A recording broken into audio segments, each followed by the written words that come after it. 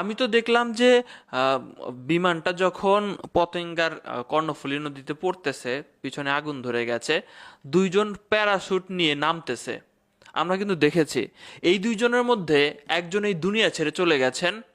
ইন্না নিল্লাহি ওয়া ইন্না ইলাইহি রাজিউন, বাংলাদেশের একজন সৈনিক। দর্শক শ্রোতা, আমি তার দেখলাম যে তার ফ্যামিলিতে তার দুইটা সন্তান রয়েছে এবং তার স্ত্রীও রয়েছে। তাদের কথা চিন্তা করতেছি, হঠাৎ করে কি হয়ে গেল।